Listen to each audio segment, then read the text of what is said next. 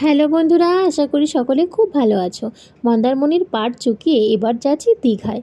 তো দীঘাতে সকাল সকালই বেশ পৌঁছে গিয়েছি। পৌঁছানোর পর শরীর আগে থেকেই তোমাদেরকে বললাম ভীষণ খারাপ ছিল, তাই রেস্ট নিয়ে একটু ঘুমিয়ে নিয়ে বিকেলবেলায় চললাম উদয়পুরে। তো উদয়পুর এসে স্কুটিটা নেওয়া হলো, বেশ ভালো কাটছিল জানো তো। তোমরা যদি কখনো আসো স্কুটি অবশ্যই বা বাইক অবশ্যই নিও, খুব ভালো সময় কাটানো যায়। তো এখান থেকে বেশ ভালো লাল কাঁকড়া আরও অনেক কিছু দেখছিলাম।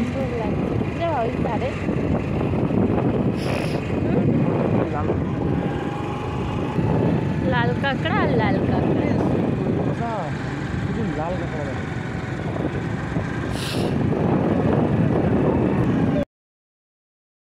অসাধারণ জায়গা, অসাধারণ জায়গা, তাই না? কি সুন্দর লাগছে, দারুণ লাগছে, দারুণ দারুণ দারুণ। সত্যি বলতে বন্ধুরা, এই দুদিনের মধ্যে আজকের দিনটা আমি যেন বেশি আনন্দ করলাম, বিশেষ করে এইখানটাতে এসে। যদি না আসতাম তাহলে এই আনন্দটা ভীষণভাবে মিস হয়ে যেত। পরদিন সকালবেলায় দেখো গেলাম একটু মোহনায়।